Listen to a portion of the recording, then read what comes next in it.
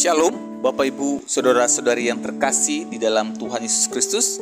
Hari ini kita akan melanjutkan pembacaan dan perenungan kebenaran firman Tuhan dari Injil Lukas pasal yang kedua, ayat yang pertama sampai yang ke-52. Mari saya mengajak kita semua untuk mengambil Alkitabnya dan nanti kita akan membacanya secara bersama-sama. Lukas pasal 2 ayat yang pertama sampai yang ke-52. Begini bunyi firman Tuhan. Pada waktu itu Kaisar Agustus mengeluarkan suatu perintah, menyuruh mendaftarkan semua orang di seluruh dunia. Inilah pendaftaran yang pertama kali diadakan sewaktu Kirenius menjadi wali negeri di Syria. Maka pergilah semua orang mendaftarkan diri masing-masing di kotanya sendiri. Demikian juga Yusuf pergi dari kota Nazaret di Galilea ke Yudea, ke kota Daud yang bernama Betlehem, karena ia berasal dari keluarga dan keturunan Daud, supaya didaftarkan bersama-sama dengan Maria, tunangannya yang sedang mengandung. Ketika mereka di situ, tibalah waktunya bagi Maria untuk bersalin, dan ia melahirkan seorang anak laki-laki, anaknya yang sulung. Lalu dibungkusnya dengan lampin dan dibaringkannya di dalam palungan, karena tidak ada tempat bagi mereka di rumah penginapan. Di daerah itu ada gembala-gembala yang tinggal di padang menjaga kawanan ternak mereka pada waktu malam. Tiba-tiba berdirilah seorang malaikat Tuhan di dekat mereka, dan kemuliaan Tuhan bersinar meliputi mereka, dan mereka sangat ketakutan. Lalu kata malaikat itu kepada mereka, "Jangan takut, sebab sesungguhnya aku memberitakan kepadamu kesukaan besar untuk seluruh bangsa. Hari ini telah lahir bagimu juru selamat, yaitu Kristus Tuhan di kota Daud. Dan inilah tandanya bagimu. Kamu akan menjumpai seorang bayi dibungkus dengan lampin dan terbaring di dalam palungan." Dan tiba-tiba tampaklah bersama-sama dengan malaikat itu sejumlah besar bala tentara sorga yang memuji Allah. Katanya, "Kemuliaan bagi Allah di tempat yang maha tinggi, dan damai sejahtera di bumi di antara manusia yang berkenan kepadanya." Setelah malaikat-malaikat itu meninggalkan mereka dan kembali ke surga, gembala-gembala itu berkata seorang kepada yang lain, "Marilah kita pergi ke Betlehem untuk melihat apa yang terjadi di sana, seperti yang diberitahukan Tuhan kepada kita." Lalu mereka cepat-cepat berangkat dan menjumpai Maria dan Yusuf dan bayi itu yang sedang berbaring di dalam palungan. Dan ketika mereka melihatnya, mereka memberitahukan apa yang telah dikatakan kepada mereka tentang anak itu. Dan semua orang yang mendengarnya heran tentang apa yang dikatakan gembala-gembala itu kepada mereka. Tapi Maria menyimpan segala perkara itu di dalam hatinya dan merenungkannya. Maka kembalilah gembala-gembala itu sambil memuji dan memuliakan Allah, karena segala sesuatu yang mereka dengar dan mereka lihat, semuanya sesuai dengan apa yang telah dikatakan kepada mereka. Dan ketika genap 8 hari dan ia harus disunatkan, ia diberi nama Yesus, yaitu nama yang disebut oleh malaikat sebelum ia dikandung ibunya. Dan ketika genap waktu pentahiran menurut hukum Taurat Musa, mereka membawa dia ke Yerusalem untuk menyerahkannya kepada Tuhan, seperti ada tertulis dalam hukum Tuhan, "Semua anak laki-laki sulung harus dikuduskan bagi Allah." Dan untuk mempersembahkan korban menurut apa yang difirmankan dalam hukum Tuhan, yaitu sepasang burung tekukur atau 2 ekor anak burung merpati. Adalah di Yerusalem seorang bernama Simeon. Ia seorang yang benar dan saleh, yang menantikan penghiburan bagi Israel.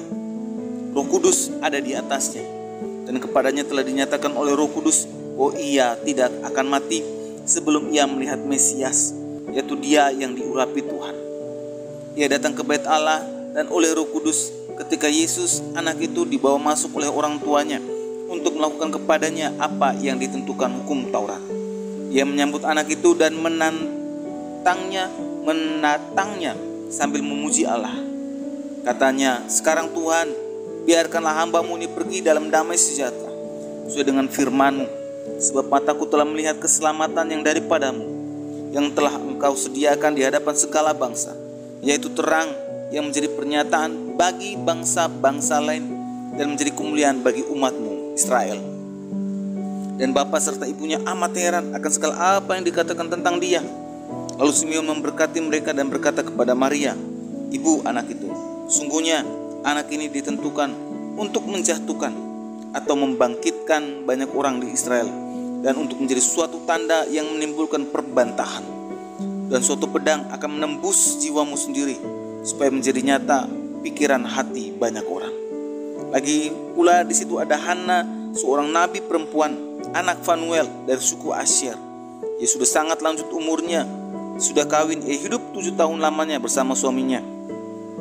Dan sekarang ia janda dan berumur 84 tahun. Ia tidak pernah meninggalkan bait Allah dan siang malam beribadah dengan berpuasa dan berdoa. Dan pada ketika itu juga datanglah ia ke situ dan mengucap syukur kepada Allah dan berbicara tentang anak itu kepada semua orang yang menantikan kelepasan untuk Yerusalem. Dan setelah selesai semua yang harus dilakukan menurut hukum Tuhan, kembalilah mereka ke kota kediamannya, yaitu kota Nazaret di Galilea. Anak itu bertambah besar dan menjadi kuat, penuh hikmat dan kasih karunia Allah ada padanya.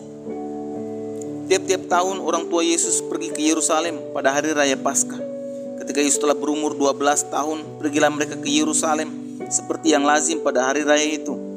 Sehabis hari-hari perayaan itu, ketika mereka berjalan pulang, tinggallah Yesus di Yerusalem tanpa diketahui orang tuanya, karena mereka menyangka bahwa ia ada di antara orang-orang seperjalanan mereka. Berjalanlah mereka sehari seperjalanan jauhnya, lalu mencari dia di antara kaum keluarga dan kenalan mereka. Karena mereka tidak menemukan dia, kembalilah mereka ke Yerusalem sambil terus mencari dia. Sudah 3 hari mereka menemukan dia dalam bait Allah. Ia sedang duduk di tengah-tengah alim ulama sambil mendengarkan mereka dan mengajukan pertanyaan-pertanyaan kepada mereka. Dan semua orang yang mendengar dia sangat heran akan kecerdasannya dan segala jawab yang diberikannya. Dan ketika orang tuanya melihat dia, tercenganglah mereka. Lalu kata ibunya kepadanya, "Nak, mengapakah engkau berbuat demikian terhadap kami? Bapamu dan aku dengan cemas mencari engkau." Jawabnya kepada mereka, "Mengapa kamu mencari aku? Tidakkah kamu tahu bahwa aku harus berada di dalam rumah Bapakku?" Tapi mereka tidak mengerti apa yang dikatakannya kepada mereka. Lalu ia pulang bersama-sama mereka ke Nazaret, dan ia tetap hidup dalam asuhan mereka. Dan ibunya menyimpan semua perkara itu di dalam hatinya. Dan Yesus makin bertambah besar dan bertambah hikmatnya dan besarnya, dan makin dikasih oleh Allah dan manusia.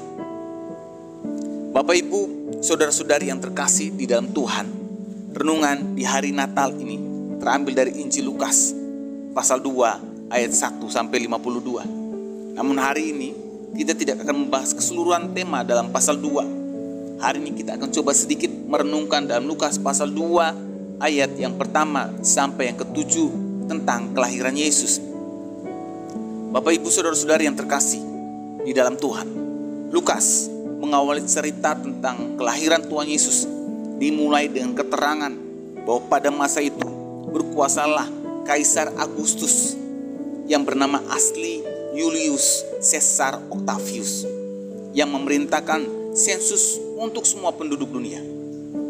Masa pemerintahnya dari tahun 30 sebelum Masehi sampai tahun 14 Masehi. Wilayah kekuasaannya meliputi Eropa, Asia Kecil, sebagian Timur Tengah sampai Afrika bagian utara. Ketika Kaisar menyampaikan titah pendaftaran penduduk untuk kepentingan pembayaran pajak, maka semua warga harus patuh. Saat itu wali negeri atau gubernur provinsi Syria adalah Quirinius. Lukas menempatkan kelahiran Yesus dalam sejarah dunia, yaitu pada zaman kekaisaran Romawi yang dikenal pada zaman itu meliputi seluruh dunia. Kaisar Agustus dihormati sebagai kaisar yang agung dan mulia, dianggap sebagai juru selamat, membawa berkat dan kemakmuran bagi orang Romawi. Maka di dalam ayat keempat, hari ini kita mendapati bahwa Yusuf pergi dari kota Nazaret di Galilea ke Yudea, ke kota Daud yang bernama Bethlehem, karena ia berasal dari keluarga dan keturunan Daud. Dengan adanya sensus ini, Yusuf dan Maria harus pergi ke Bethlehem, sehingga akhirnya Yesus lahir di Bethlehem. Hal ini menggenapi nubuat Nabi Mika dalam Mika 5 ayat 1. Tanpa disadari Kaisar Agustus, dia melakukan sesuatu yang menyebabkan tergenapinya nubuat firman Tuhan. Ini semua bukan suatu kebetulan, tapi Tuhan dapat memakai siapa saja untuk menggenapi rencananya. Bapak Ibu, saudara-saudari yang terkasih di dalam Kristus, dari teks hari ini kita dapat belajar bahwa Allah dapat memakai siapa saja untuk menggenapi rencana karya keselamatannya.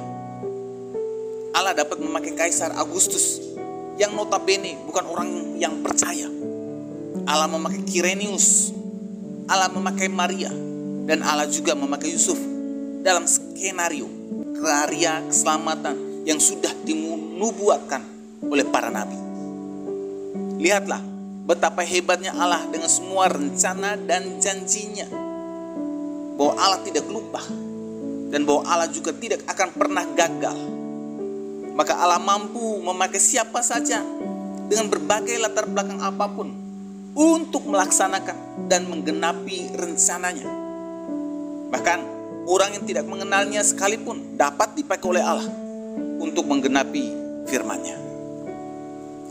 Bapak Ibu Saudara yang terkasih di dalam Tuhan, di hari Natal ini Allah sudah menunjukkan bahwa setiap rencananya tidak akan pernah gagal, meskipun melewati masa-masa gelapnya perjalanan dan sukar, melewati rentang waktu yang lama dan cukup panjang, sehingga seringkali membuat banyak orang lelah, dan banyak dari setiap orang memilih mundur untuk menanti dan tidak mau setia untuk melakukan pekerjaannya. Sekali lagi, Allah membuktikan bahwa rencananya tidak akan pernah gagal, sekalipun tidak ada yang mau atau menolaknya.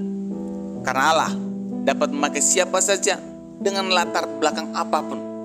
Entahkah miskin, entahkah dia tidak bisa baca, entahkah dia tidak bisa menghitung, entahkah dia sudah sangat tua, entahkah dia masih kecil, masih muda, entahkah dia pejabat, entahkah dia dokter, polisi, atau tidak punya pekerjaan sekalipun, entahkah dia mau dari suku, ras, maupun agama apapun, atau sekalipun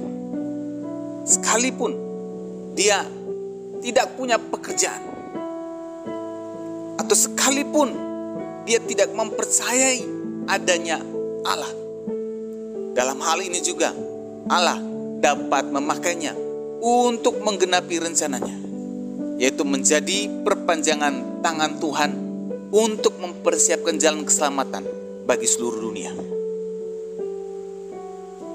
Bapak Ibu, saudara-saudari yang terkasih di dalam Tuhan, di hari Natal ini mari kita maknai sebagai bahwa kita adalah salah satu di antara begitu banyak orang yang dipilih atau dipakai Allah untuk menjadi alat perpanjangan tangan Tuhan untuk mempersiapkan jalan keselamatan bagi keluarga kita, bagi istri, bagi suami, bagi anak-anak kita, bagi orang tua kita, bagi teman-teman kita, dan bagi siapapun untuk mengenal Yesus Kristus sebagai juru selamatnya.